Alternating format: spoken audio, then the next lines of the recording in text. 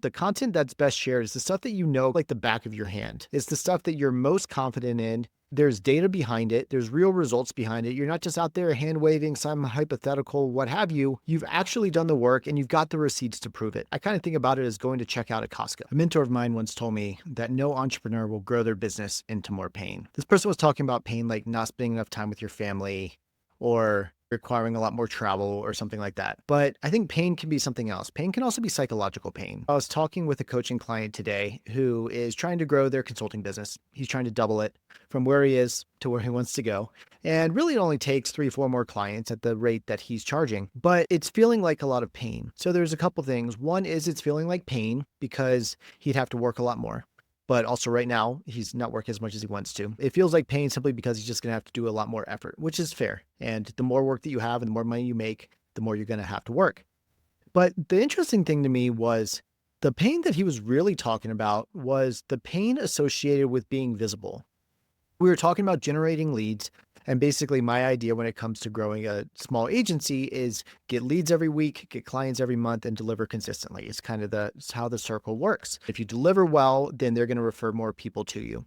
When it comes to generating leads, there's 3 parts to it. The first one is build an audience. You have to have people that you can access, that you can tell about what you do, whether it's an audience on LinkedIn of 1,000 people, or it's a Twitter audience of 15,000 people, or what have you.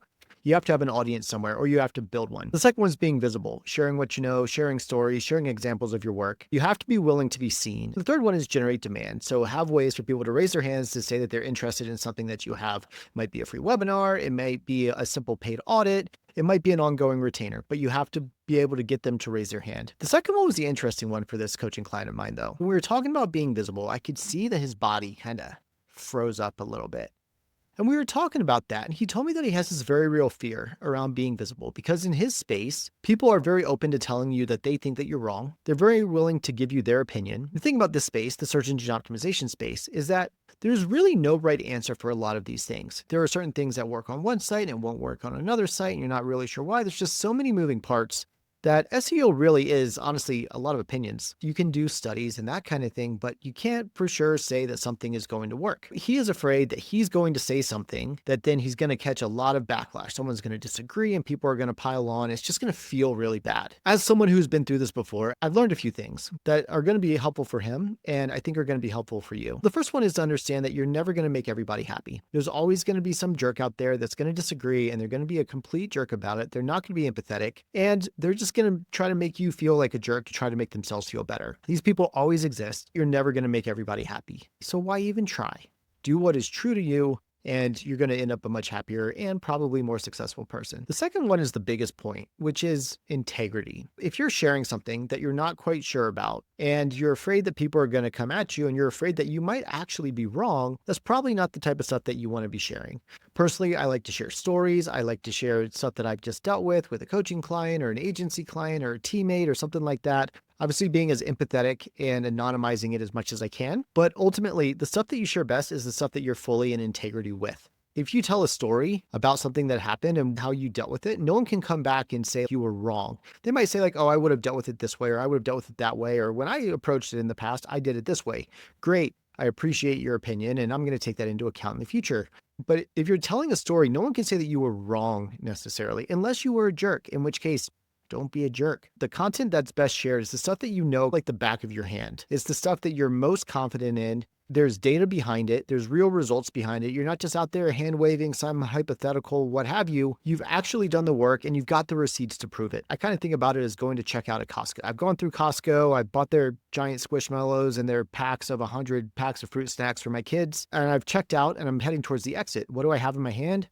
I have the receipt. I go up to the exit and I hand it to the person and they look at it and they look at my cart and they cross it off and we say thank you and we keep on going. Because I actually have the receipt, they can't say like, hey, did you actually buy that? They can look at the thing in the cart, they can look at my receipt and then say, cool, it's on here. Or if something was missed, never happened, I guess they could say like, oh wait, that thing is actually not on this receipt. I'd be like, oh crap, let me go pay for that. So it's a very different approach. If you feel like you're fully in integrity with what you are sharing, that's going to come across. And even if someone comes back and they say that you're wrong, you can point directly back to the receipts. And even if they choose not to trust the receipts, you know that you're in integrity, and then whatever they say, you're just going to be able to dismiss it. I do fully agree that no one's going to grow their business into more pain, whether it's time away from your family that you don't want to give, whether it's just requiring you to do things that you don't want to do. It's requiring you to serve people that you don't want to serve or deliver something that you don't want to deliver. No one's going to do that. And if that's you and you're feeling like, hey, I really don't want to grow this thing, that's worth listening to.